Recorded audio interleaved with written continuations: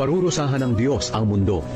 Makinig kayo, wawasakin ng Panginoon ang mundo hanggang sa hindi na ito mapakinabangan at pangangalatin niya ang mga mamamayan nito.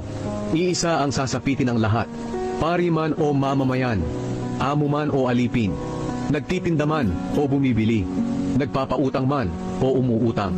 Lubusang mawawasak ang mundo at walang matitira rito. Mangyayari nga ito dahil sinabi ng Panginoon, matutuyo at titigas ang lupa, manlulumo ang buong mundo, pati na ang mga kilala at makapangyarihang tao. Ang mundo ay dinungisan ng mga mamamayan nito dahil hindi nila sinunod ang kautusan ng Diyos at ang kanyang mga tuntunin. Nilabag nila ang walang hanggang kasunduan ng Diyos sa kanila. Kaya isusumpa ng Diyos ang mundo at mananagot ang mga mamamayan nito dahil sa kanilang mga kasalanan. Susunugin sila at iilan lang ang matitira. Malalanta ang mga ubas at mauubos ang katas nito.